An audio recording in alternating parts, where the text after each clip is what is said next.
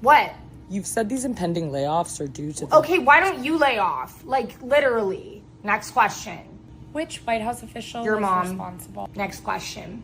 Okay, go. I have 2 questions. I have 2 questions. What Party City did you buy that blazer from? And also, shut up. The economic... Stop! I literally said, you guys, not to say the word economic. It's gonna make me upset. It was reported this morning that the president said... You're ugly? Yeah, I heard that. Next question. Am I almost done? You told me I had to do this for 5 minutes and then I get a fun drink from Starbucks. Follow-up question. No. Caroline. No. I- No. Like, you're so annoying. I wanted to ask about the president's plan.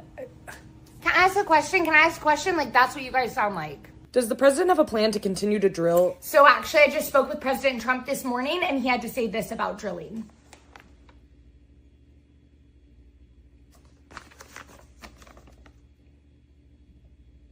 Next question.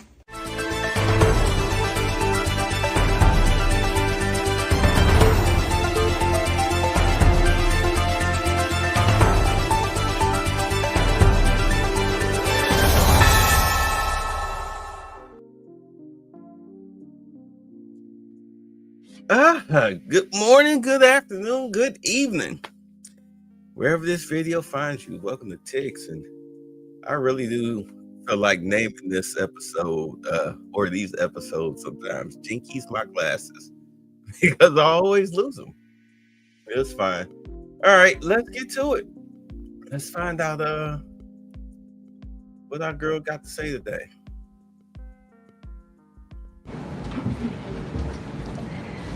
Good afternoon, everybody. Nice to see you on this beautiful fall afternoon. We are now on day 35 of... I know y'all see that, right?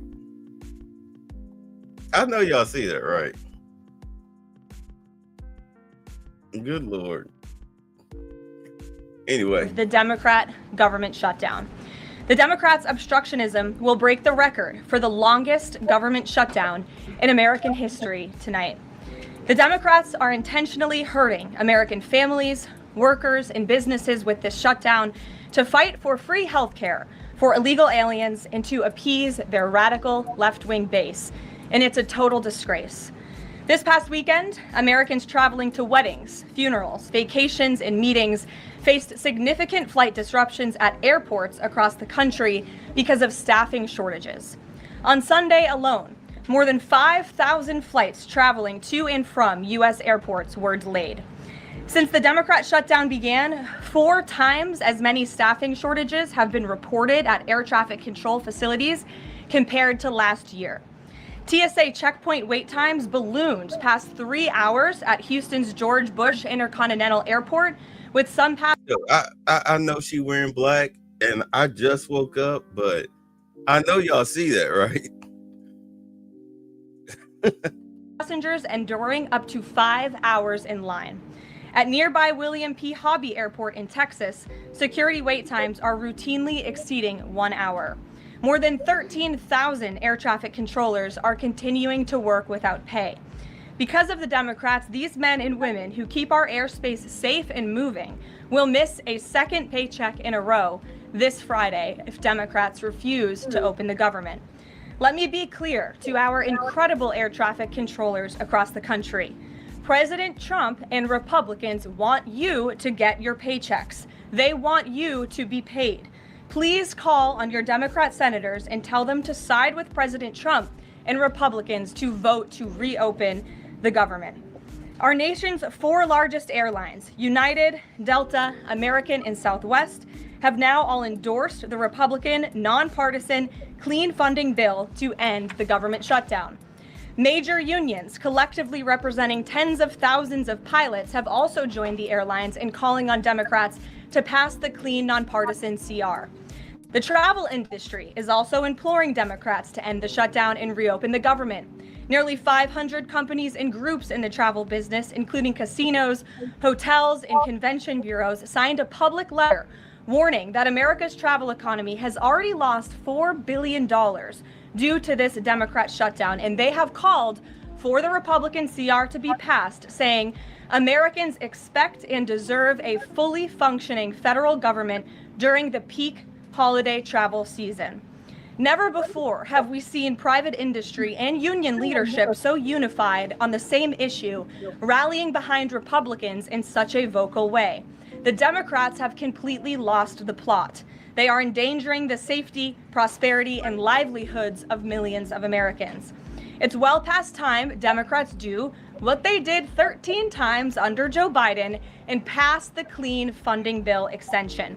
All we need are 5 Democrat senators to put country over party and vote to end this reckless shutdown. In other news, tomorrow will mark the one. Wait, before she get into that, let me say this. Let me. I know there's, the talk was, they wanted to make sure that the No Kings goofiness went off without a hitch, and it did. Like I said, you could smell the cat pee and the body odor and the failure coming from your screens when you look at the crowd, videos of the crowd of that No Kings silliness. All those old white people, old hippies you thought would have died off in 1960.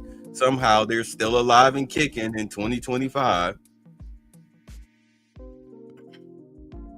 Then now you have what they said that they were possibly looking at opening the government up, voting on the clean CR tomorrow, aka after the elections, because they want to get their people in. I mean, these are the things that's being said, but I mean, to me, it looks like the Confederates want anarchy and chaos in the streets. This is why they're fighting against criminal, not just illegals, but criminal illegals being deported, doing everything that they can legally, especially with some of these judges and whatnot, trying to keep them here because they no longer have a voting base. And I meant to do this, another video. Remember, I started with a video series called "The Death of the Democratic Party." Well, that it hasn't stopped. I mean, when you look at what they're asking for, the reason why they are quote unquote holding America hostage, or the government hostage, however you want to look at it, is they want Trump to reverse the USAID payments. They want those USAID payments, their slush fund accounts. They want those reinstated, as well as healthcare / Medicaid, welfare, food stamps, and whatnot for illegals. They want that restored, and they want their slush fund restored because they're losing. One involves their own pockets, and the other one involves their new voting base, their new voter block. Because we're not enough. I watched somebody's video this morning talking about, oh, well, if black people vote, then we flip everything. No, we don't. 92 and 77% voted for Kamala Harris, and it didn't make a dent. She got blown out. Didn't make a dent. The second biggest voting bloc that voted for her was Hispanic women at 60%, and then it was what? I think Asian women at 48, and then white women at 43, which was the lowest. White women at 43 were the lowest. And they're supposed to be the highest demographic of females numerically in the United States. She got smoked. She got smoked. So you need that Hispanic voting bloc. The black voting bloc does absolutely nothing for nobody. It helps, sure. It's a cutesy, but the Democratic Party cannot win presidential elections off of the black vote. You can forget it. You can forget it. You might win some local growth. Yeah. You might win some local stuff, but you're not winning any main elections off of the black vote. Especially like you can win it in maybe like a blue city, but outside of that, you can forget it. You can forget it. You've lost. So they need these illegals with their illegal driver's licenses and whatnot. They need for them to vote for them. But unfortunately for them, what they don't seem to understand, and you would think that history would have taught them this, is that the minute you give a foreigner citizenship, especially the foreign males, you really think that they're going to vote Democrat? The first thing a Hispanic male or a foreign male is going to do, he's going to vote Republican because men are conservative by nature. Flat out. Women are bleeding heart sympathizers, not males, not men, unless they're raised by women with no type of male influence whatsoever, hence the 77%.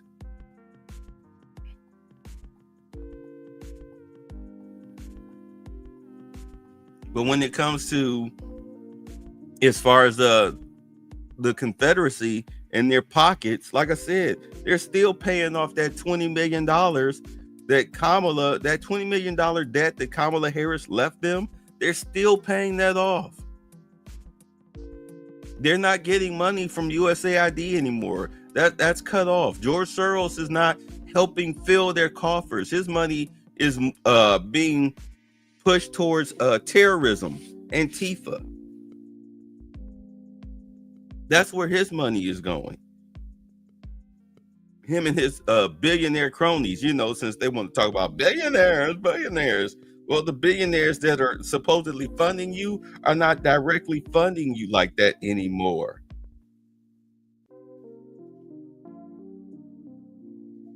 You're losing. Act Blue is under investigation. You want money to go back towards funding Confederate news organizations? You can forget it. Trump's not going to cave to that. So what do you call yourself doing? You're going to shut down the government and create more crime as you sit up here and you got these Confederate slaves making videos on TikTok and whatnot, talking about how they're going to steal groceries. And you bet not stop them. Like, girl, you'll get your brains blown out. These people aren't playing with you. Walmart wound up increasing their security, as did Kroger's. The big box stores that can afford it, they want you to. They're like Sergeant Dokes. Surprise, motherfucker. They're waiting on you to do it. They want you to. They dare you. They dare you. So, personally, whether they open it up or not, which they probably won't vote on the clean CR. They want that anarchy and chaos, because if they can't have what they want, then they want to tear it down. Flat out. They want to tear down the system. They've been trying to force us into socialism/communism for the past 4 years. Really, if you even take it back to Bill Clinton with his NAFTA deal, you strip America of its ability to make money. And then you got Obama coming in here with his gay agenda. Then you turn around, you get the Biden administration letting all of these illegals in, flooding the country with criminals, using other illegals in order to mask the criminals coming in, the criminals and the crazies. And, you mask them coming in here you hide them in with everybody else. That's why they were saying, we know where these people are. Well, if you know where they are, then why are they still here? Why did you let them in? Over 300,000 children missing. Thank God, though, that the Trump administration is finding these kids. They're actually going through those hotline numbers that the kids were calling to say, hey, I don't feel safe, and nobody during the Biden administration was following up. Yeah, they're following up on those calls. And then when they wind up doing all of these raids on all of these criminal illegals, credit the FBI, they're finding some of these kids, some of these trafficked human beings.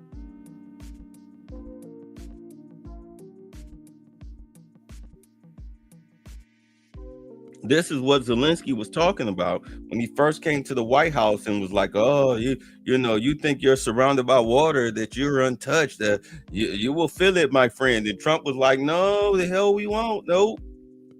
I already know what's up with this. I got this. Like, why do you think they were trying to put me in prison and then blow my brains out? Because I already knew what the hell the plan was. I'm the president. I still get security briefings, even though they won't give them to me. You think that just because Biden cut off my security clearance, you think that nobody else is funneling security details to me? You really think I'm out here by myself? Do you not see how the Republican Party falls in line with me? You really think none of them were sharing information with me? You still give security briefings to Bush. Do you think we're enemies?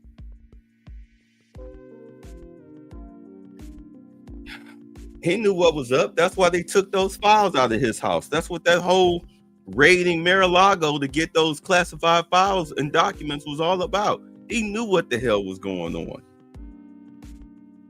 He knew what the hell was going on. He already saw the plot.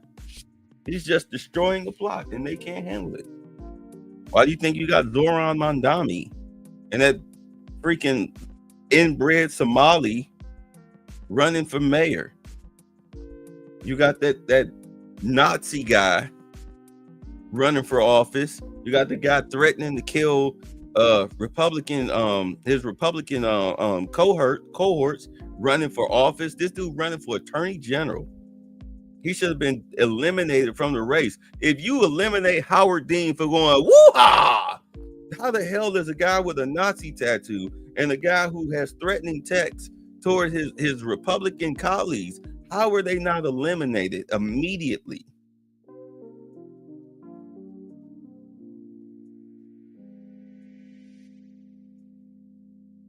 Why do you think they got rid of Jasmine Crockett? They killed her seat out there in Texas. They killed her seat. They killed Al Green's seat. Ilhan Omar, all of these scandals that's going on up in Minnesota, all these financial crimes going on in Minnesota that they busted them out on, mainly immigration. Trust me, they're going right up the ladder. You think she's not associated with that?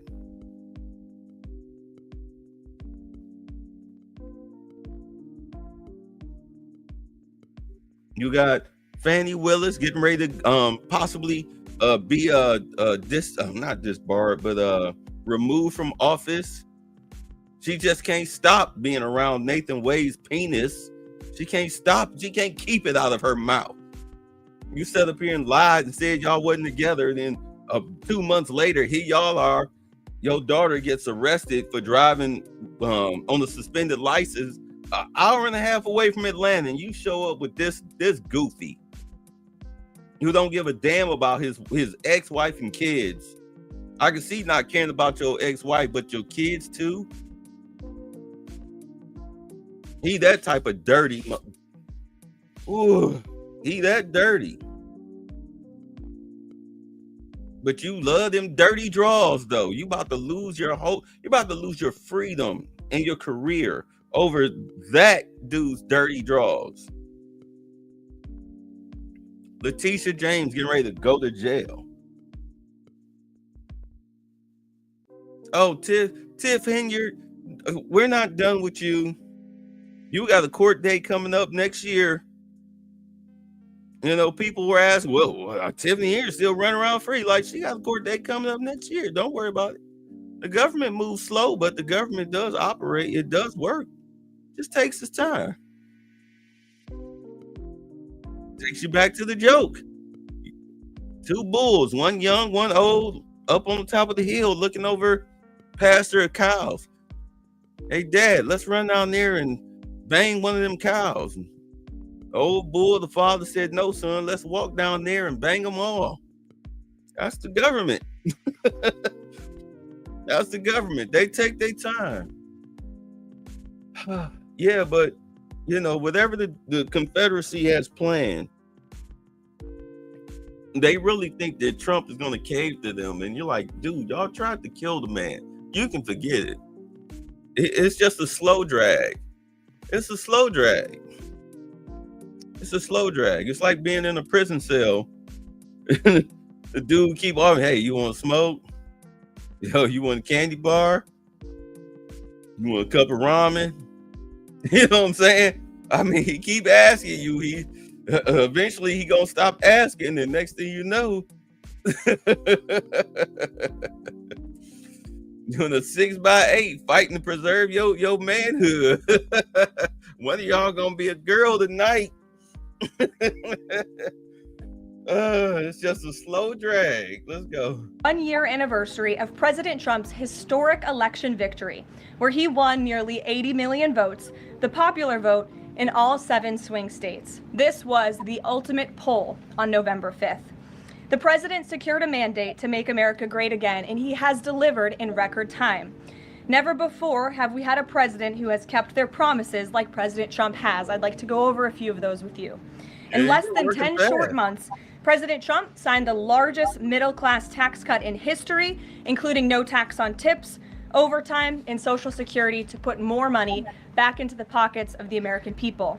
The president ended the southern border invasion of the Biden administration, made our border the most secure in history, and he is carrying out the largest mass deportation campaign of illegal aliens in our nation's history to protect our homeland, just as promised.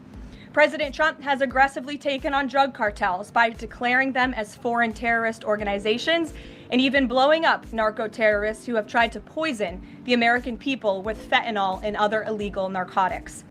I swear to God, those videos, I know y'all done seen them videos where they show the Venezuelan boats carrying the drugs on the military cam and all of a sudden, bow!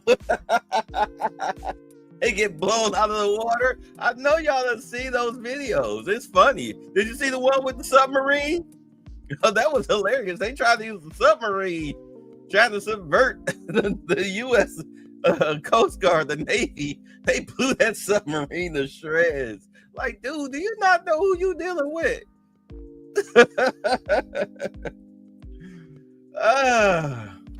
President Trump defeated the Biden inflation crisis, and he continues to implement a pro-growth, America First economic agenda to make America affordable again. And we are seeing the results of that every day. Inflation has remained low and steady, averaging just 2.5% compared to the painful average of 5% under Biden. And we know it was historically higher than that for most of President Biden's term. Meanwhile, real private sector wages are on track to rise by almost $1,500 since President Trump took office, a significant change to the Biden years where private sector wages declined and were being wiped out by inflation. President Trump has ended the reckless war on American energy and unleashed energy dominance, with gas prices now plummeting to their lowest average levels in more than 4 years. President Trump implemented powerful tariffs to rebalance America's trade deals, protect American workers, and returning our country to be a manufacturing superpower once again. As a result, the president has secured trillions and trillions of dollars in private and foreign investments into the United States, which are creating high-paying jobs for the greatest workforce in the world. The president has restored America's place as the leader of the free world through his unwavering peace through strength foreign policy that has already ended 8 wars and counting. And the president ended illegal DEI initiatives in our federal government and is returning our country to a merit-based society based on common sense. President Trump protected opportunities for women and girls to compete safely and fairly by continuing to keep men out of women's sports. Americans have a president who works tirelessly, literally 24/7, to improve their lives and make our country better than it has ever been before. So with that, today we will open it up to questions, and we will start with our independent journalist in our new media seat, Julio Rosas. Julio, please start. Thank you. Thanks, Caroline. So over the weekend in Mexico, a mayor in Michoacan, Carlos Manso, he was assassinated while celebrating Dia de Muertos with his family. His assassination has sparked a lot of outrage. A lot of Mexicans are very upset. They're blaming President Claudia Sheinbaum for not taking the cartel threat seriously enough. Yesterday, she said that, once again, she's not going to allow any foreign military intervention to take on the cartels on Mexican soil, and that Mexico is not going to pursue a drug war similar to what they've done in the past. So my question is President Trump satisfied with Claudia Sheinbaum's approach to cartels? And if not, has Manso's assassination kind of opened up some new options for the United States to pursue regarding cartels?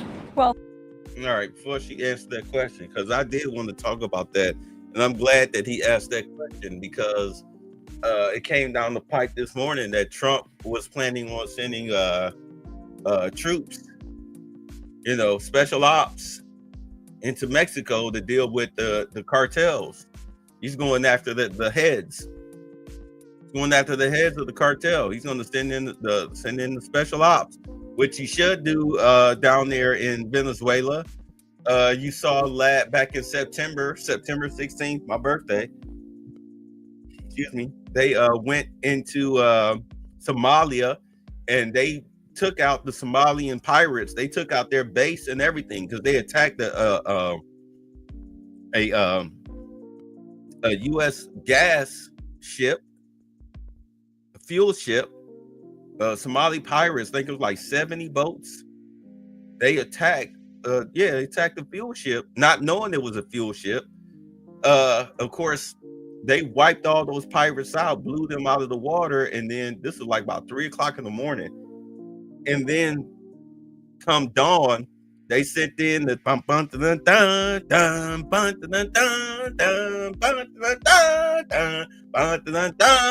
they sent in the Blackhawks, and they wiped out their bases, dropped troops on the ground. They took the Somali pirates out, wiped out their bases, their infrastructure, blew it all up, captured some of them, killed a lot. They were done. Trump was done. He's like, I'm not playing with these people. Wipe them out. Venezuela is next, and now as is Mexico, because the Mexican president is in bed with the cartels. She is their president, just like Maduro is a drug lord. But let's take a look at the room. All right, so let's see here. So here's the chick who normally wears the horrible shoes. She's, I guess, does maroon and olive green match? Well, at least she's wearing black shoes, which is a neutral color. All right. We got our California cutie over here. Her little, was that blue? Is that purple or blue? Let's see here. Got our brother with the fro. Yeah, it looks like the normal cast of characters. You got the grandma chick up front here, auntie. Got auntie up front. I don't see that trans Caitlin Collins. I don't see her up in here nowhere. I guess they took the day off. Outside of that, it's the usual crew. Except for I don't see Steve Ducey. He's been kind of absent the past couple of press conferences, but it's fine. Give somebody else a chance. But let's get to it. Let's see what she has to say about it. First of all, with respect to this specific news item and this alleged assassination that took place in Mexico, I know the Trump administration, we are aware of that, and of course we condemn all political violence anywhere in all forms.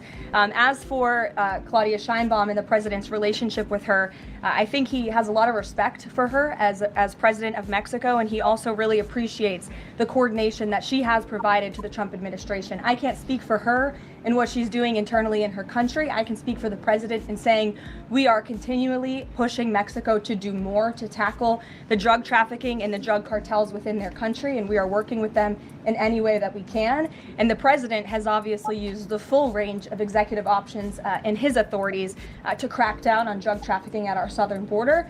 and to designate these cartels as foreign terrorist organizations in additional actions as well.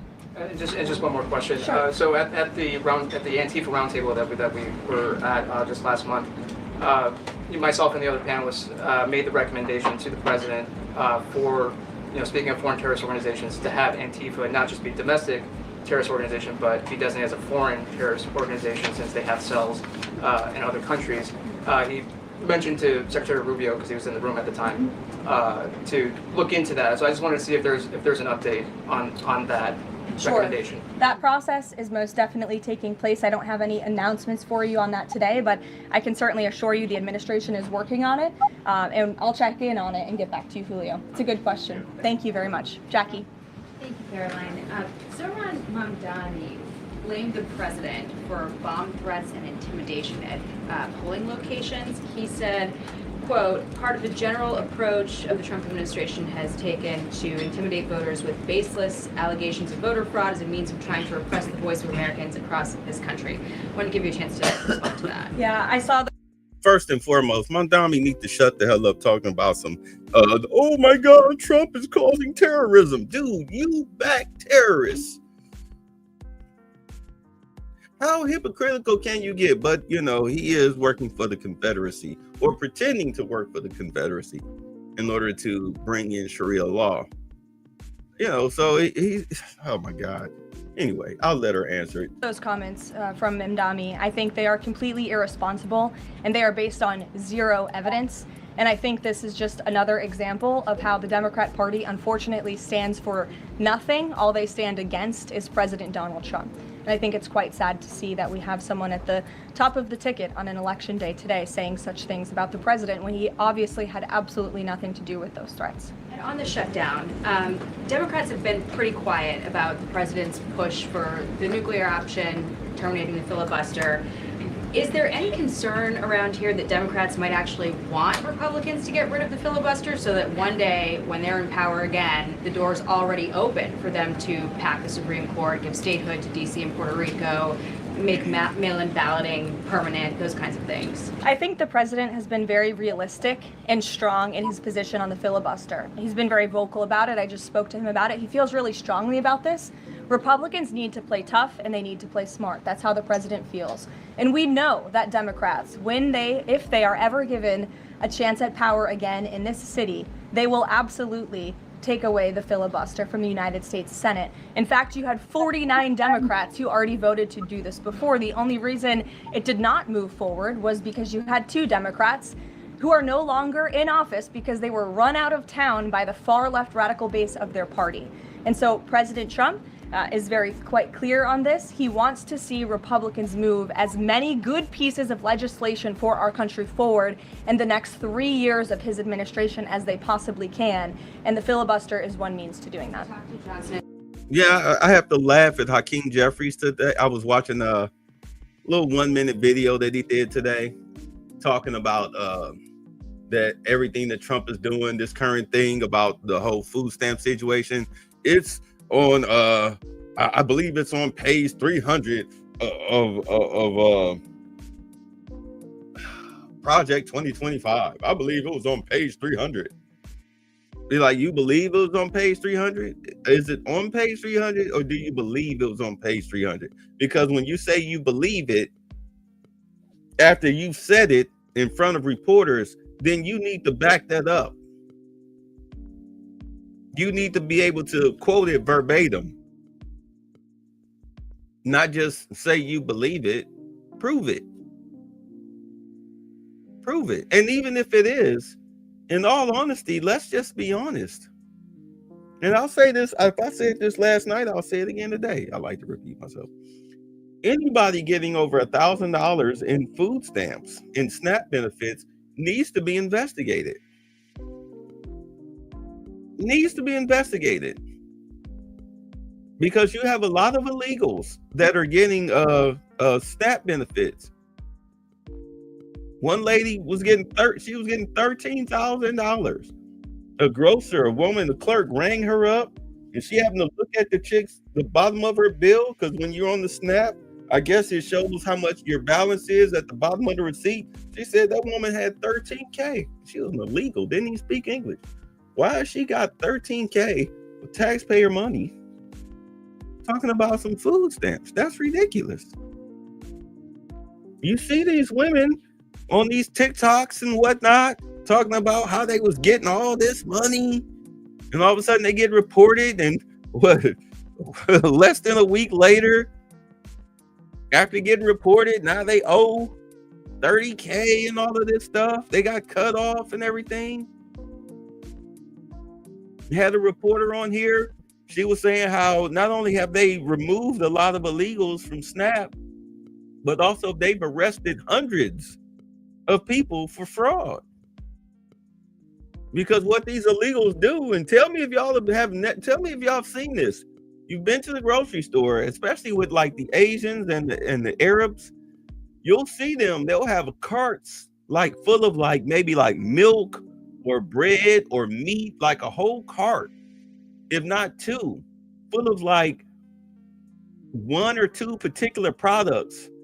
And they're just bloop, bloop, bloop running through the line. They're paying for that with S.N.A.P.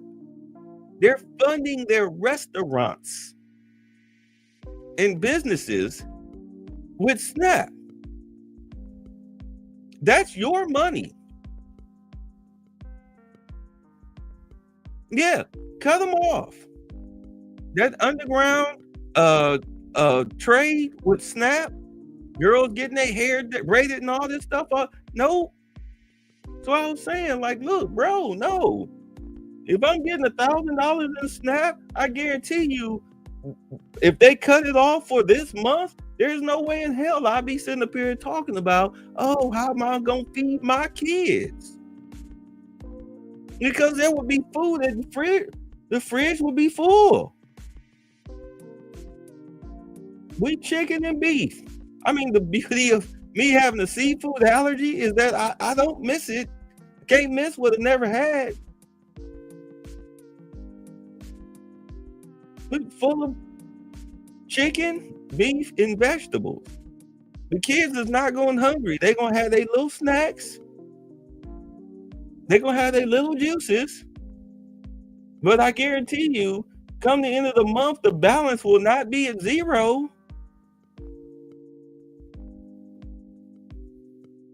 That's the beauty of being a man. You can serve. At least a man, not a male, a man. You know how to conserve. So a lot of these people, let's be honest, a lot of these able-bodied and illegals, you don't need this stuff. You need to be cut off. Or if not, at least with the able-bodied, I say curtail, like they did with the 2-year thing. 2 year with Section 8, 2 year with welfare. I think you get 7, if you have children, you get 7 years with S.N.A.P, and then you're cut off. But it needs to be curtailed. You need to keep it down to at least $1,000. $1,000. $1,000 for 3 people should be enough. Especially for 2 people, that's too much. But you know, that's where it is. That's where it should be. This is your $1,000. Make it work. You shouldn't be getting anything. In all honesty, you should not be getting anything over $1,000 in S.N.A.P benefits.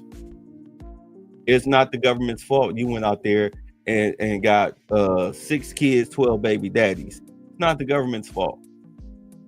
Here's $1,000. Make it work. Stop buying juice and potato chips and all this junk food. It should be illegal for you to go and buy cooked food with S.N.A.P. That's ridiculous. You shouldn't be able to go into McDonald's and be able to use S.N.A.P. That's not what it's for. It should be for store brand products only. Nothing past ground beef. Nothing past ground beef and chicken. But what do I know? You know. Doing about it? I know that they had both voiced some opposition. Have there been any conversations with them? He has. He's made his position to them very clear, both publicly and privately. Ouija.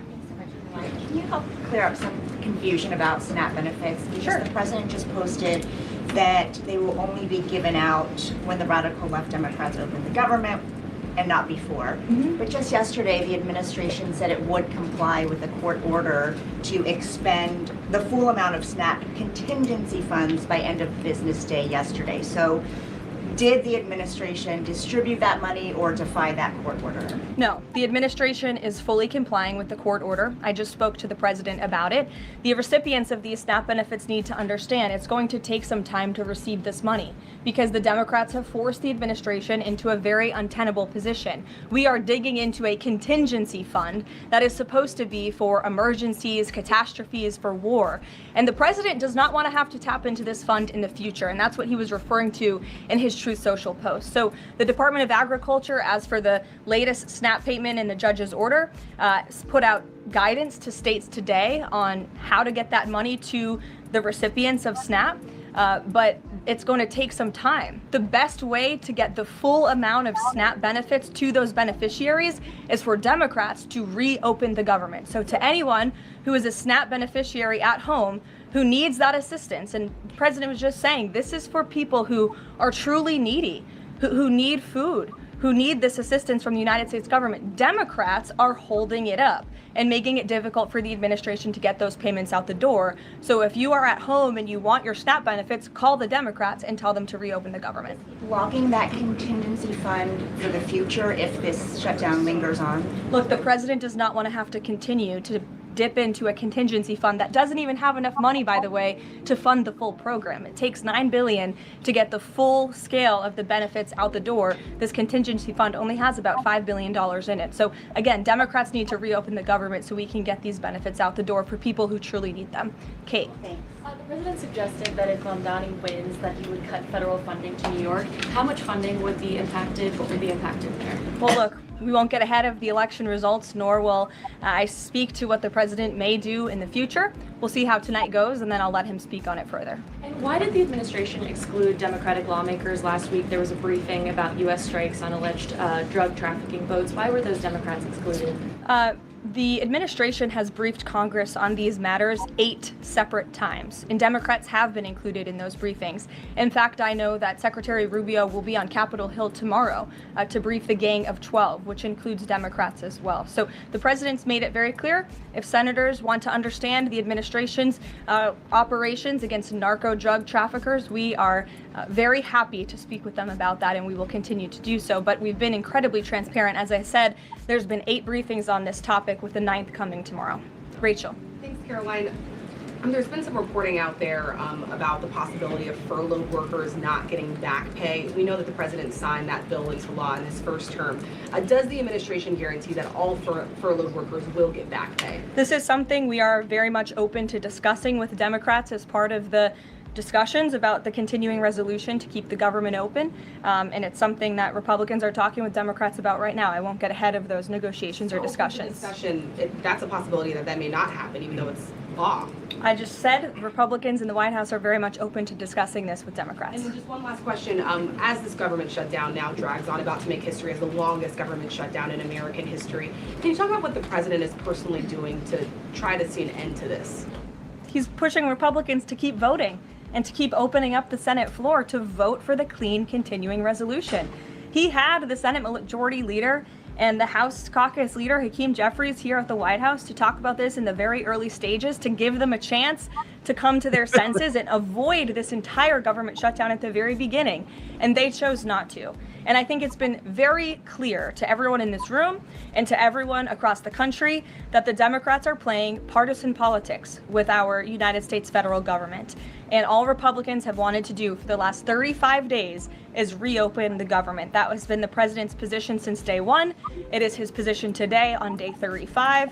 And all we need are 5 common sense Democrats with have a little bit of courage and come to the table and vote with Republicans. I saw Senator John Fetterman on television last night saying that he hopes more folks in his party will step up. And we certainly agree with him on that point. Sure.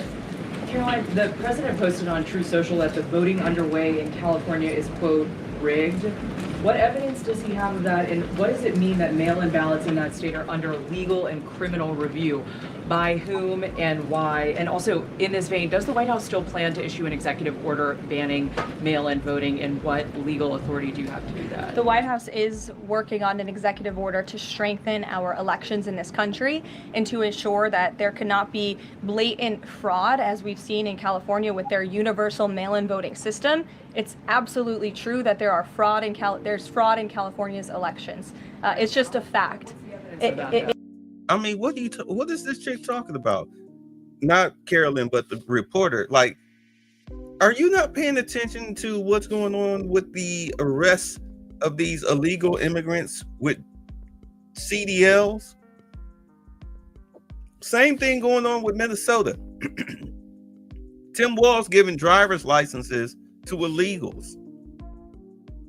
I went to vote today. We had an election today here in DeKalb County. I went to vote.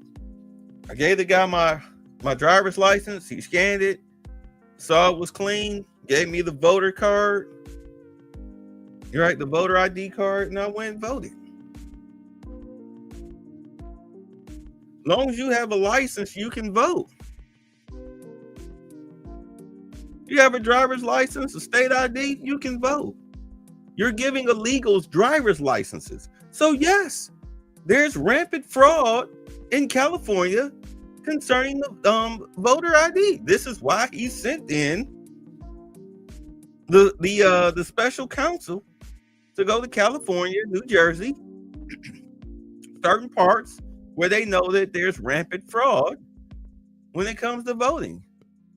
That's why Gavin Newsom talking about, oh, this is intimidation. Like, who's going to be intimidated? When I drove into the parking lot, I saw that there was a DeKalb police car sitting outside the school. I was like, oh, okay. I didn't feel intimidated. I didn't feel scared. You know who feels scared when they see a cop? A criminal. Or somebody that's been indoctrinated with fear and loathing because they listen to the Confederacy. They fill their heads with all of that. They make you insecure. So if I saw federal troops, if I went in there and saw federal troops at the inside the building or outside the building, I'm just walking right by. If they ask me for my ID, here you go. What am I afraid of? I've broken no laws. I'm a citizen. How is that intimidating? It is just a fact. They have a universal mail-in voting system, which we know is ripe for fraud. And if you want to deny that, I'm happy to provide you all of the evidence for it. I'd be glad to send that to you after this briefing. Rigged. Fraudulent ballots that are being mailed in the names of other people, in the names of illegal aliens who shouldn't be voting in American elections. There's countless examples, and we'd be happy to provide them. As for executive action the White House is taking, yes, we are looking into that. And like any executive order, of course, any executive order the president signs is within his full executive authority and within the confines of the law. Stephen. Thank you, Caroline. I've got two questions I'd like to ask you about New York. But I hated how she tried to play stupid. I hate how these reporters, and it's usually liberal newspapers, they always try to play stupid. This chick always try to play stupid. Where's the other black chick? I don't see her. I remember she asked a stupid question. She hasn't been around lately. Normally she sits back in here somewhere. Yeah, she asked a stupid question and Carolyn had to rip her. That's probably why you don't see Caitlin Collins in the rooms. That she disappeared for a month. She was there one time, but she didn't even really get a chance to ask a question, or she just didn't ask a question, but now she's gone again. Just like that goofy dude that was sitting right here where she was sitting, who tried to challenge Caitlin Collins on, tried to challenge Caroline Levitt on tariffs, and she G-checked him. I haven't seen him since that day. These people ask some dumb questions. And she's cute right here. Y'all see her right here? Cute. Let's get to it. First, I'd like to ask you about breaking news from the Attorney General. She revealed just about an hour ago that the Biden Justice Department seized President Trump's official first-term phone and subpoenaed his private phone records. Do you have a reaction to that? And also, do we know if they actually got those private call records? I saw the Attorney General's post on that. For additional questions, I would refer you to the Department of Justice, but I think this is just further evidence of the egregious overreach and weaponization of government that took place under the previous White House against then former President and now President Donald J. Trump. It was a clear effort by the Biden White House and the Biden DOJ to go after the president, and this is just further evidence of that.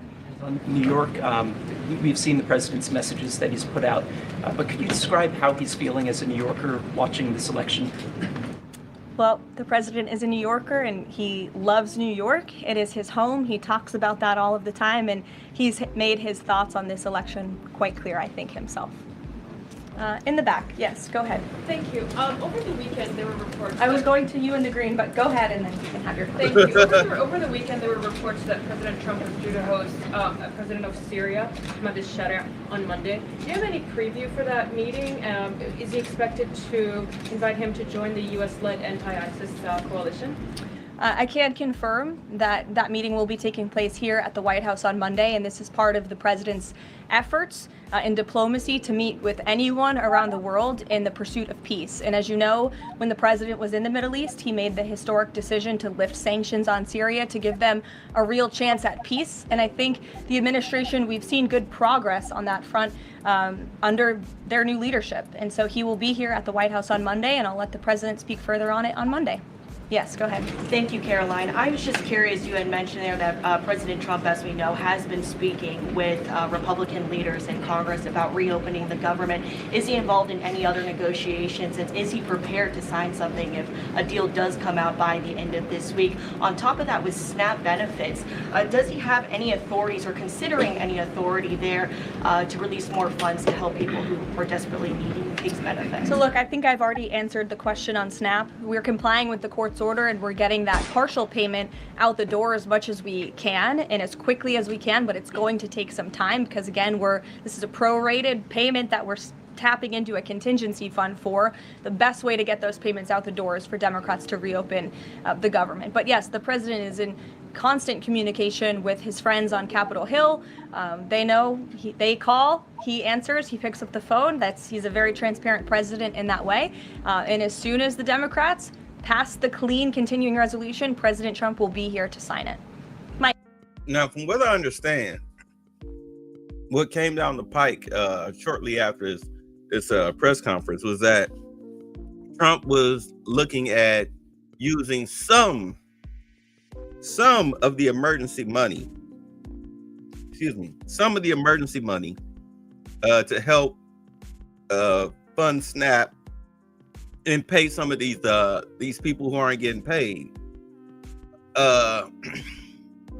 But then again, like I said, you would not be getting all your money. If anything, I would probably curtail it down to $500. I would curtail it down to $500.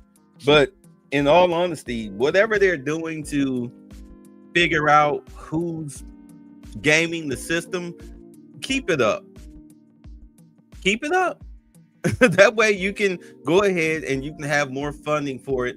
But in all honesty, though, the federal government should not be funding SNAP. States should be funding SNAP. States should be funding SNAP. That way states can be able to curtail the welfare cheats who are stealing taxpayer funds, living off of taxpayer funds. If it's coming out of their budget, not out of the federal money, if it's coming out of their local budget, then they'll be quick to tighten up that purse string, flat out. But also at the same time, though, the federal government, they really should send some forensic accountants, which if I was Trump, I'd be looking to do that after the holiday season, after Christmas next year, all these IRS agents, like, I would actually be like, hey, I'm about to send you guys to these states. I need you all as teams, forensic investigators. I need you all to look into where these federal tax dollars are going, and state, federal and state tax dollars. I need to find out where this money is going. And if there is one penny that is going into any political politician's pocket illegally, that needs to be reported back, because these people will be indicted. They will be indicted. And that goes for Republicans and Confederates and independents. Like, so if I was you guys, I would start cleaning up my act. Oh, we got you busted. You want to make a deal like Eric Adams did? You want to make an Eric Adams deal to stay out of jail? Is that what you want to do? Show us where the illegals are. That's exactly how I would play it. That's how I would play it. You really want to clean up the country and make sure that the money is being spent correctly? That's how you need to do it. You need to check the coffers, follow the money.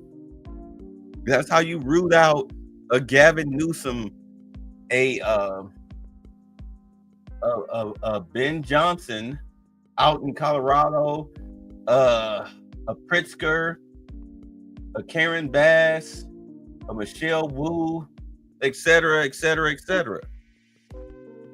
That's how you root these people out. You start indicting them on financial crimes. Thank you, Caroline. President Trump has threatened to go into Nigeria guns a-blazing if Nigeria's government does not stop the killing of Christians in that country. Has the White House heard back from Nigeria's government on this threat?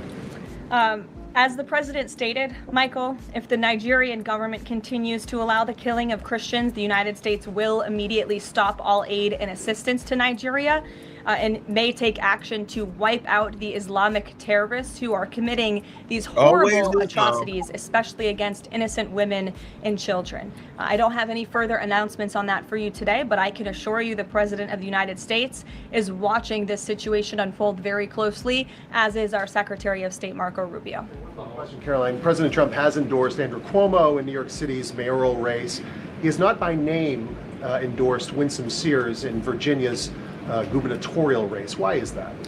Look, as you know from this podium, I'm quite limited in what I can say with regards to ongoing political elections. I think the president has spoken for himself and what he wants to see take place in these elections today.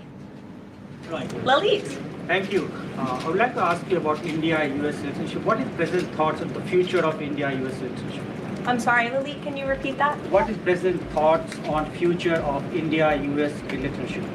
I think he feels very positive and strongly about it. As you know, he recently, a few weeks back, spoke to Prime Minister directly when he celebrated in the Oval Office Diwali with many high-ranking Indian American officials here at the White House. That's what I was saying. What's up, Detroit No News? I know I didn't shout y'all out. My bad. Yeah, you were saying, did you know that Arabs have the most SNAP benefits from the federal government than black people altogether? And notice no one has called out the Arabs for getting the SNAP benefits from Democrats. Right, that's what I was saying. You go to these stores, you go to like a Kroger or a Walmart around the first, second, third, you notice the people that have the biggest carts are foreigners. They'll have a cart full of milk or a cart full of noodles or a cart full of beef or chicken. 2 carts full of specific items. They're using that to fund their restaurants.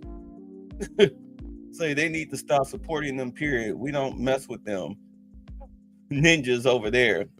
As much crap as Africans talk about FBAs. You know, that's why I don't, you notice I didn't say anything.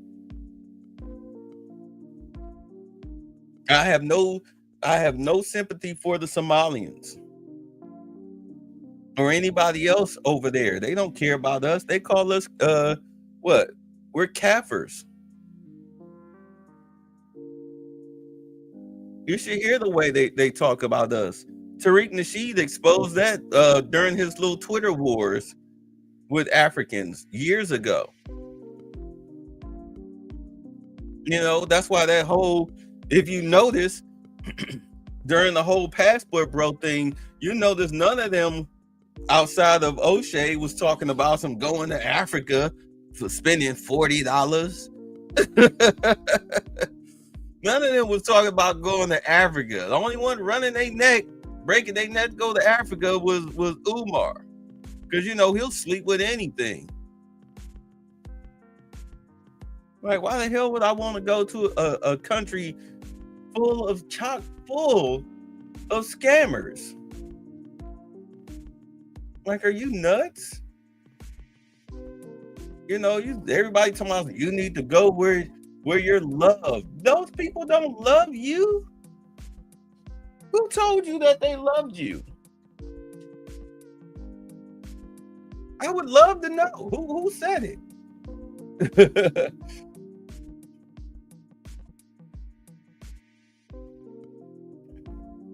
Notice how no one called out the Democrats like Ayanna Pressley, Westmore, Brandon Johnson, Black Caucus. It's like the black people is scared of them.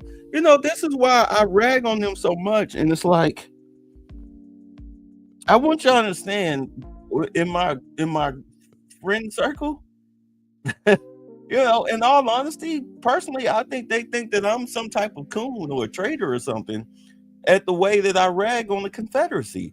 And I'm like, when have y'all ever known me to support the Confederacy? Why are you supporting the Confederacy?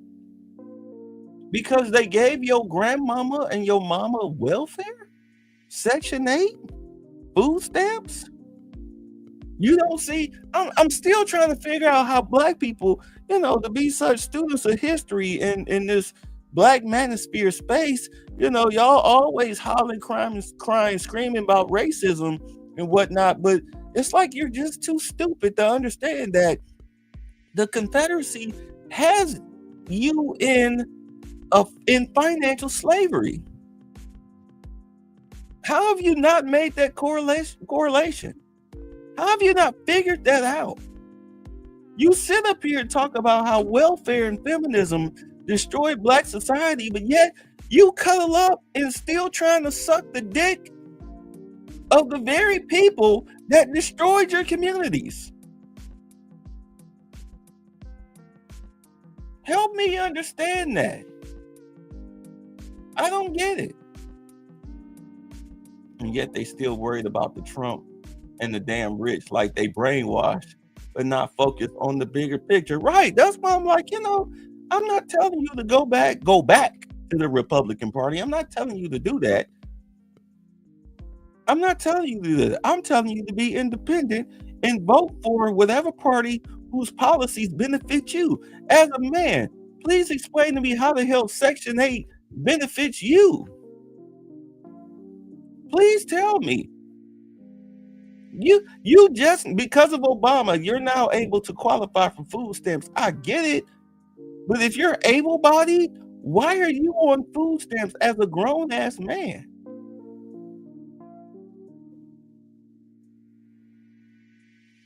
Help me figure that out. As much as you want to bitch, moan, whine, and complain about how the black women did this, they did that, they did this, you know, but yet you still in the same boat with them.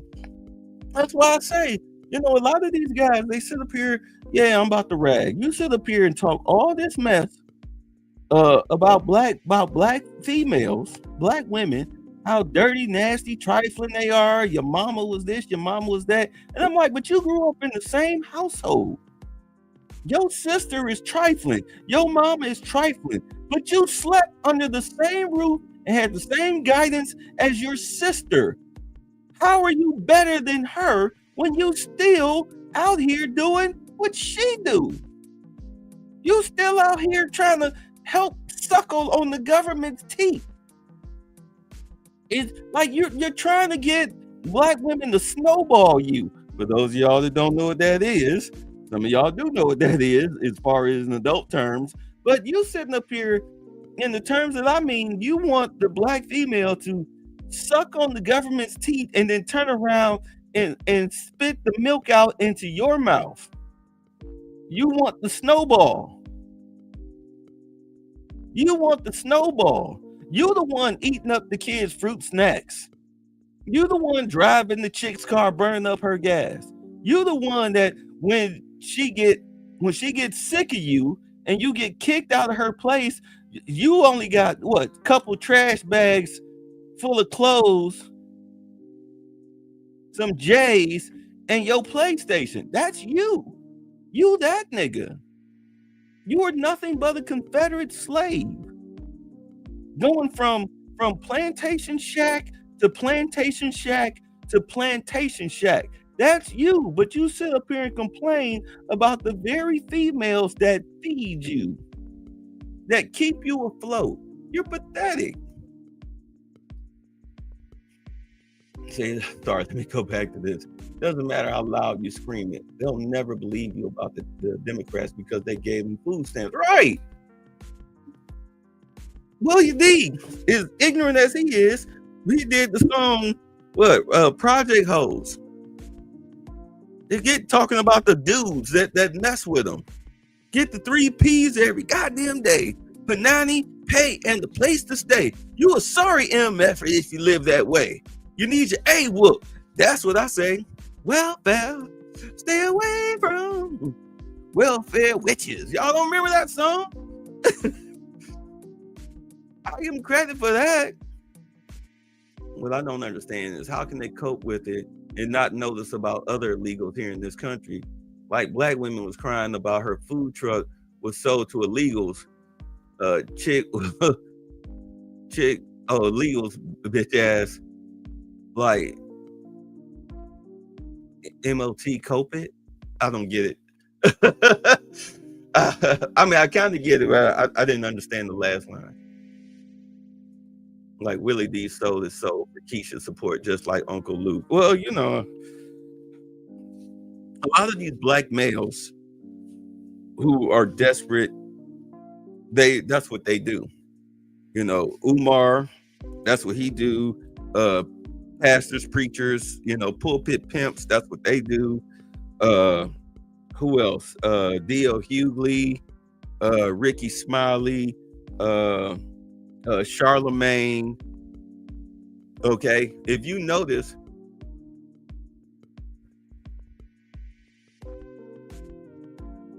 oh, okay. Are you talking about the YouTuber? You know what? I have no beef with it. No, you good. I have no beef with it. You know, the past is the past. I just want to clear that up.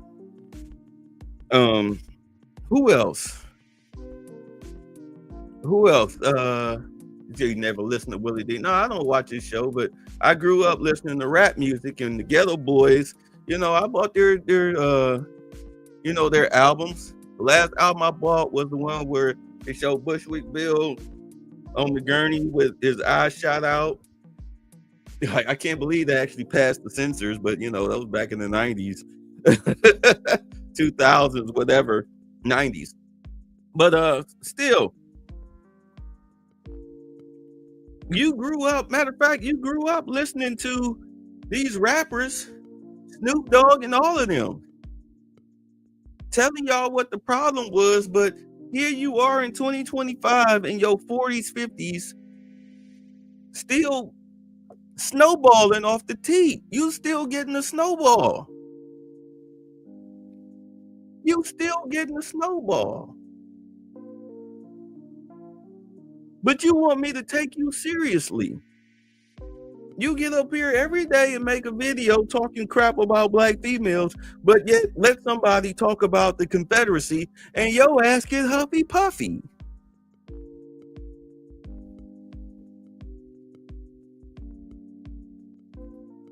I never liked that dude, especially after he said we should be shot but not believe in brick face. Man, y'all call her brick face, I call her Brickzilla. But you know, I mean, she got her comeuppance. You know, I think it was funny though to watch a lot of these YouTubers, especially black male YouTubers, went straight after unconsciously. Yeah, that's another one who a sycophant who make their money off of black female fuckery. You know, if you notice, a lot of these black male streamers, they have who are sent out, they have a large, the simps, they have a large female following. A large female following. You know, because they be snowballing. They figure that's where the money is at. Remember, Umar went and studied a lot of these scam artists. He studied a lot of the scam artists, and he realized that where the money resides, resides in the black female pocketbook, because they're very easily malleable. That's why we're in the conditions that we're in right now, thanks to feminism and welfare. The Confederacy did that to us. But you call Trump the racist? You think MAGA is racist? But the Confederacy is not? Or, you know, you bitch, moan, whine, and cry and complain that the only time they come to talk to you is when they want your vote, and they never do anything for you, but yet you still snowballing. I'm sorry, man, but y'all notice y'all don't see me in the usual circles? Because as much as they complain, they still bitches. They still on the plantation. Just listen to how they talk. Watch how they move. They still on that plantation. But yet, you know, they black power. That's why I don't fuck with pro-blacks. And all that black power talk shit. I don't want to hear that shit. The fuck you sit up here talking about some you pro-black and black power, but you all up under the Confederates' teeth. You a Confederate slave, but you talking black power and racism this, racism that. Why you sitting up here washing your slave chains and making sure to hide your shoes when the welfare office come knocking? Shut up. I don't want to hear it. Back when Snoop Dogg, Tupac, Biggie, Nas are telling you on the song, when it's storytelling, how it goes, reality example, Tupac, All About You. Yeah, remember Sister Soldier in the 90s? Yeah. Ooh. House. We have a great U.S. ambassador to India in Mr. Sergio Gore, who will represent our country very well. And the president and his trade team continue to be in very serious discussions with India with respect to that topic. So I know the president has great respect for Prime Minister Modi, and they speak pretty frequently. And by the way, I don't say all of that out of hate. Like I said, I love y'all, but I hate what we've become. I hate the way we handle ourselves and the way we handle business. You understand? We're at the very bottom of the economic ladder for a reason. And we're not trying to climb our way out of it. We really think that whining, crying, complaining, and protesting is somehow going to magically get us up off our feet and clean up our communities and have loving families and all of this stuff. You really think you can protest and Twitter finger your way out of this? No. It's going to take government intervention, i.e. cutting black females off the government's teeth, scraping them off like barnacles. You have to stop funding. You have to stop funding the dissension. Stop funding the slave quarters. You have to cut the slaves free. You got 2 years to remove yourself from slavery, financial slavery, and to listen to black women fight to be slaves. Fight to be slaves of the government. They'd rather be a government slave than a wife or a girlfriend. There's now an article that came out last week or this week. Pink Book Lessons covered it, her and somebody else. Where a woman come out and it's embarrassing to be somebody's girlfriend. Bitch, you're 50. Yeah, it should be embarrassing for you over the age of 40 to be saying you have a boyfriend. Because that shows that you failed as a woman. Have you ever been married? No. Do you want to be married? No. So you just out here just, you know, having sleepovers. Is that what you telling us? You the sleepover chick? But yet at the same time, you out here sounding like J-Lo? I've never been truly loved. Well, how about you close your goddamn legs? Get to know somebody. Try to be in a stable relationship. But no, you've been a hoe since you've been 14 years old. And you think somebody gonna permabond with you? Knowing that the second you feel that you're bored, you're gonna go out here and bang somebody else, probably in the same bed that we sleep in, and time it just right. So when I come home, I catch y'all as an excuse for, you know, so you can have a solid reason for me to break up with you. And then you wonder why you sitting up here at the fiery gates. How did I get here? Welcome to hell. Oh no. Because you're a whore. Oh my God.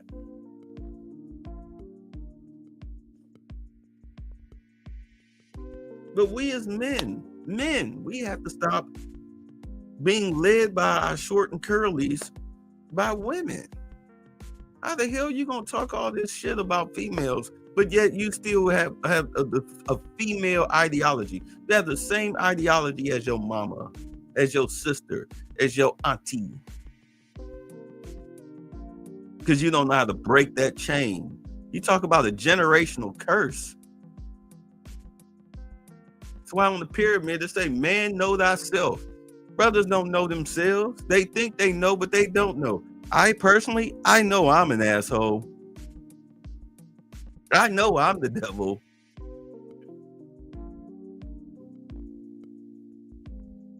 I am no angel. I had a dude at the job one time. He was like, you know, babe, you an asshole, but you a righteous asshole. That stuck with me. I was like, you know what? I like that. I'm like, shoot, but you know, hell, you'd rather me lie to you and kiss your ass? Is that what you want me to do?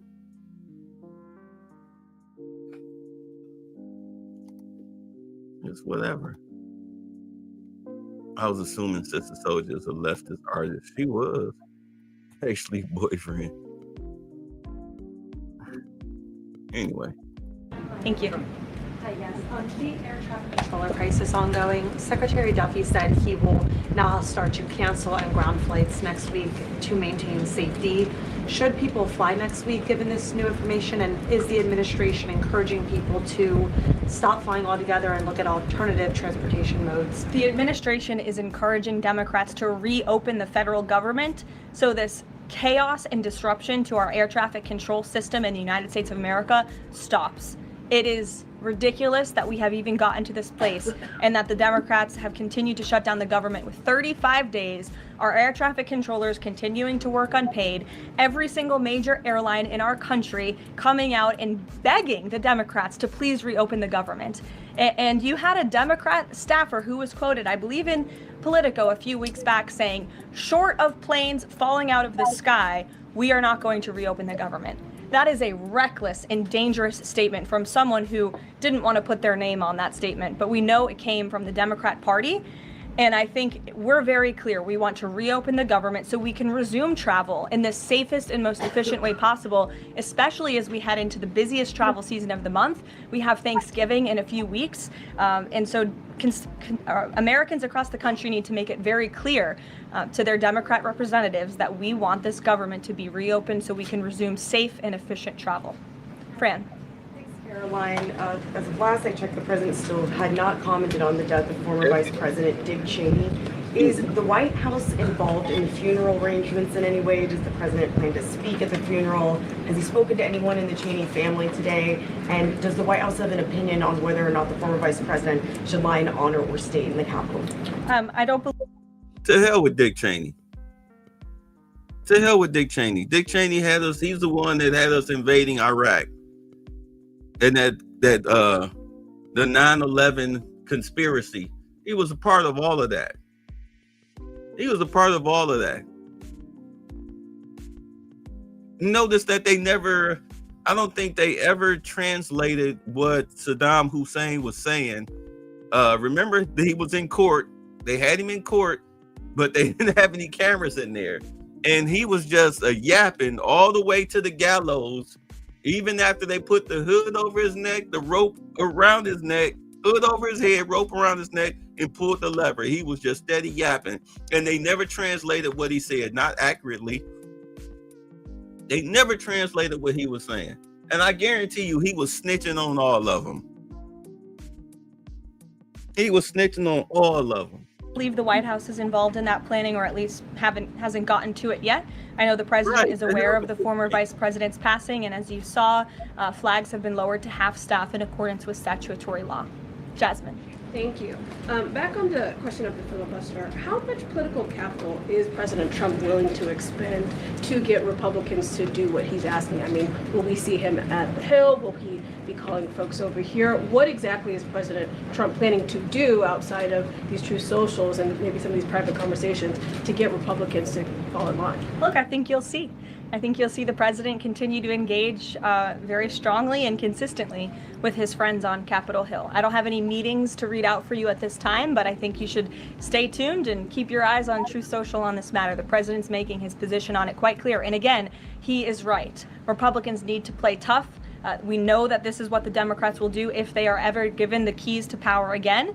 And he wants to pass as many good pieces of legislation as we possibly can for our country and for our people. That includes election integrity reforms. It includes additional tax policy. It includes, fixing our immigration system further in ways that only Congress can. And the president fears with a Democrat Party that is so radical and opposes everything he does and everything he says, this is the only option for Republicans to move forward. Karen. Question. President Trump said to CBS in the 60 Minutes interview that he did not know the Binance founder, which he... Oh, this is the chick that asked that stupid, she asked the stupid question. She hiding over here, that horrible weave. Anyway. Pardon, what exactly did he mean for that? I know it caused... He means he does not know him personally. He means he does not have a personal relationship with this individual. And when it comes to pardons, the White House takes them with the utmost seriousness, and the president understands the responsibility that he has as president to issue clemency and issue pardons to individuals who are seeking that. That's why we have a very thorough review process here that moves with the Department of Justice and the White House counsel's office. There's a whole team of qualified lawyers who look at every single pardon request that ultimately make their way up to the President of the United States. He's the ultimate final decision maker. And he was very clear when he came into office that he was most interested in looking at pardoning individuals who were abused and used by the Biden Department of Justice and were over-prosecuted by a weaponized DOJ. And the individual you're referring to, that was certainly the case. Even the judge in his case said that the sentencing that the Biden administration was asking for was egregious and went too far. And so the president is correcting that wrong, and he has officially ended the Biden administration's war on the cryptocurrency industry. And I think that's the message he sent with this pardon. That's the same thing that happened with the January 6th people. You had some of the people, they weren't even like rioting or whatnot, but when the police, the Capitol Police, opened they opened up the doors to the Capitol, people were just walking in. I mean, you open the doors, so they walked in and just did like personal tours of the Capitol building. Just because you walked in the Capitol building that day, you didn't throw not one rock, didn't assault not one cop. You know what I'm saying? Nothing. You didn't commit not one crime. Those people were prosecuted for what they called trespassing, but they called them rioters. Even though they weren't even rioting. You couldn't even, like I said, that wasn't you trying to scale the wall. That wasn't you pulling on the door. You just watching. You part of the crowd. You know how like Jerry Jones was in the picture back in the 50s, just part of the crowd looking?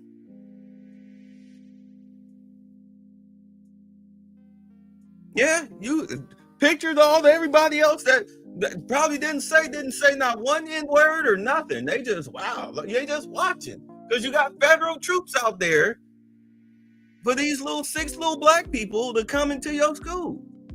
You just watching. Don't really matter if you said anything or not.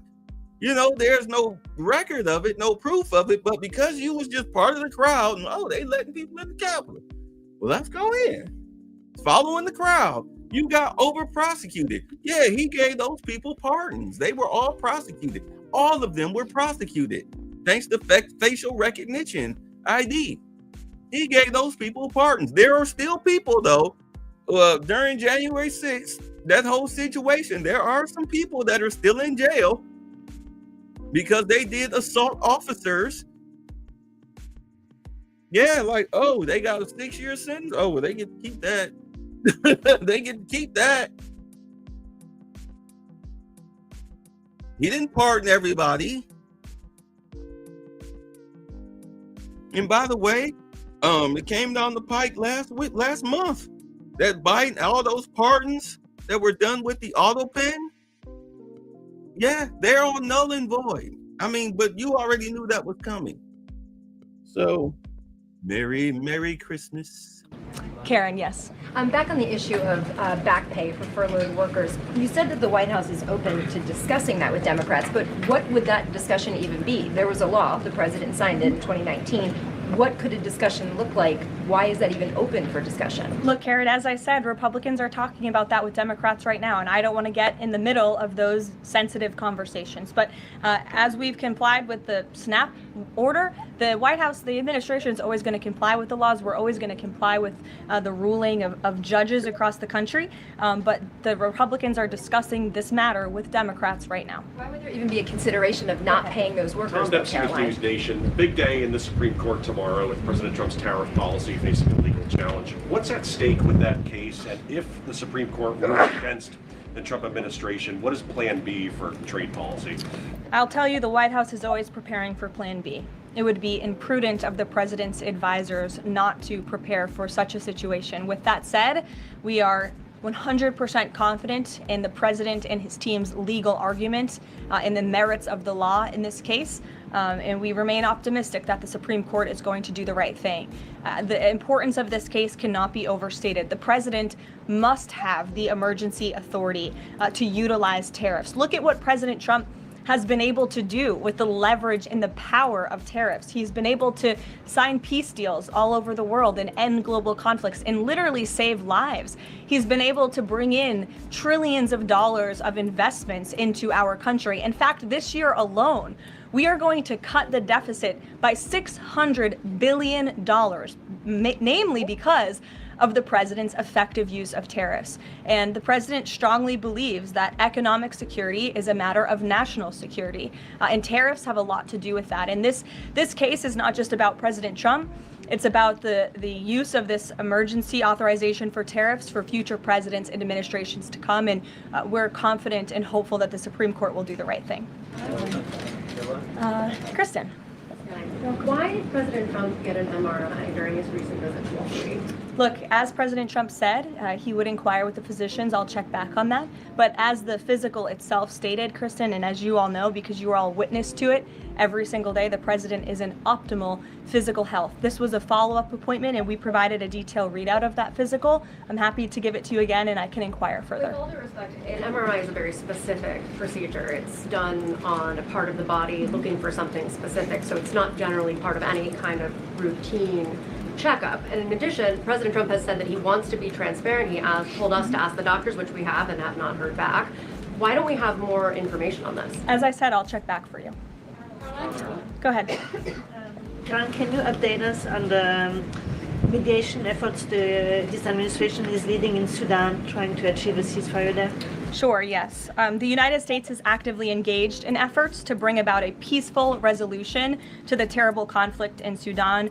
We remain committed to working with our international partners, including Quad members, Egypt, Saudi Arabia, the UAE, as well as others, to lead a negotiated peace process that addresses both the immediate humanitarian crisis and the longer-term political challenges. I actually spoke with Secretary Rubio about this morning, as of course there's been, kind of an uptick in recent reporting on the matter, and he assured me that the administration is very much engaged. We're in pretty frequent communication with those Arab partners that I just mentioned, and we want to see this conflict come to a peaceful end, just as we have with so many others, but the reality is it's a very complicated situation on the ground right now. Karoline? Yes. Hi, yes. Just trying to go back into the subject of Mexico. Is the Trump administration planning to send U.S. troops to Mexico to combat drug cartels, as reported by other outlets? That's not something I would confirm from this podium if it were happening, so I will not comment on that. Eamon. Thank you, Caroline. Why did the president decide not to go to the Supreme Court tomorrow? He'd indicated earlier that he might want to go and attend in person. Yeah. Now he's saying he's not going to go. Why? The president did have an interest in attending the Supreme Court hearing tomorrow, as I just expressed how important it is to him, the administration, and the country, this case. But he is traveling to Miami tomorrow, as you all know, to give an economic address with the mayor of Miami and many global business leaders to talk about his historic success with the economy over the past 10 months and talk about sort of where we are headed as a country in terms of our economy. So he'll be traveling tomorrow on the road in Miami. That's why he won't be here, but Secretary Scott Bessent will be in attendance at the hearing tomorrow at the request of the president. I'm gonna cover that. He do that if they actually put that out there. I'm gonna cover that. So we'll see what's going on with that. He has said that he doesn't want to export the high-end NVIDIA chips to China, but the Wall Street Journal reported yesterday that there was some question about whether the president would raise this as a possible concession with the Chinese side during his meeting with Xi Jinping. So does the White House consider NVIDIA chip exports to China to be a closed issue right now, or is this an ongoing negotiation between the United States, China, and NVIDIA at this point? Matter of fact, that reminds me, I need to check my NVIDIA stock. I need to check my stock. I haven't checked my stock since the last time I talked to y'all about it. I need to see what's going on with that. The president has made his position on this very clear, both to the Chinese and also to all of you. He's answered this question directly. As for the most advanced chips, the Blackwell chip, that's not something we're interested in selling to China at this time. Annie. Does the president think that the results of the Virginia or New Jersey gubernatorial races tomorrow, or statewide races tomorrow, will in any way reflect a voter sentiment towards his administration? Look, Annie, I'm not at liberty to talk about the election results, and I certainly won't get ahead of them. I'm not going to engage in hypotheticals that may or may not happen tonight. We'll have to watch and see. Speaking of which, came down the pike, Mondami, he won the New York mayoral race. That Abigail Spencer, that white chick that Obama endorsed over the black chick, she won the Virginia governor's race. And let's see, that Nazi, Mikey Sherrill, he won, he's elected governor of New Jersey. And let's see here, that's it. So those were the three big races that everybody was worried about. Yeah, so they won. Yeah, they won. So now you've got, okay, looks like NVIDIA. All right, their stock is down 3.96%. Let's see here. McDonald's is up. I can believe that. See, Qualcomm is up. I'm sorry. Okay, okay, Bitcoin dropped by 4.51%, but it's back up. As is in Ethereum, BNB, Cardano, and XRP. XRP has dropped down 4.81%, fellas.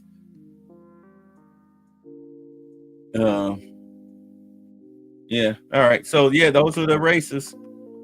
Those are races. You got a communist, a Nazi, and a Confederate. They won their races. And I'm sure you'll hear directly from the president tomorrow on that point. Quickly on S.N.A.P, just really quickly, is there anything that prompted the president's tweet this morning? Because it did seem, quite different from some of his other communications about S.N.A.P. It seemed a little bit out of left field. I'm just wondering if he had a conversation or if there's anything you're aware of that caused him to decide to, at around 11 o'clock, to send out that message. Look, the president is constantly well read on the news, as you know, and he is very much aware we are in day 35 of a government shutdown in which these SNAP benefits, we're pushing them out the door. USDA put out that guidance to the states this morning. The president was aware of that, and he wants to make it very clear that these benefits are in jeopardy because of the Democrats, and they should just open the government so that we can continue getting these funds out the door in an easier and more efficient way.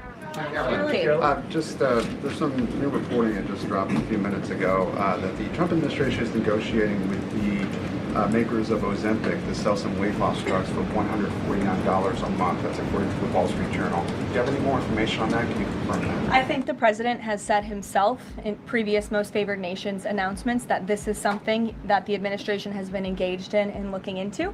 I won't get ahead of the president on any future announcements, but I will echo his strong commitment to bringing down drug prices in this country.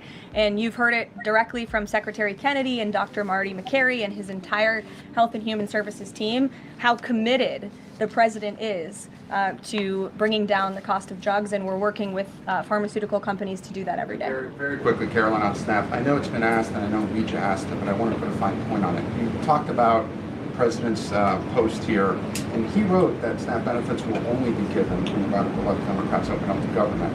I understand your previous answers, but as written, how would that not violate court order as it's written? I've now answered this question several times, Gabe. We are complying with the court's order.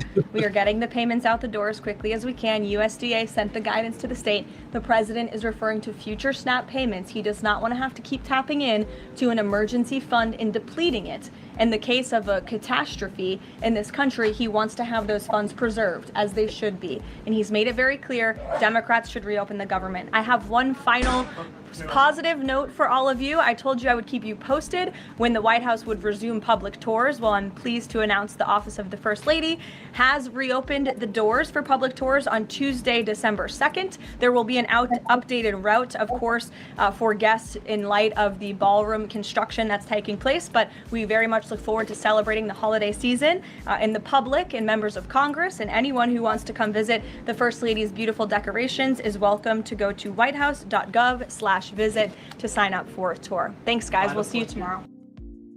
All right. So that's where we're at. They're still talking about the shutdown. I think I was listening to Mike Johnson yesterday when he was talking about it. Matter of fact, we covered it. Really nothing has changed. It's still the same thing. But it is what it is. It is what it is. Like, I know it seems like that's what the Confederates are trying to do. They're trying to force the poors and the foreigners of the American public to riot and tear down the system and loot grocery stores and everything, because that's how you force.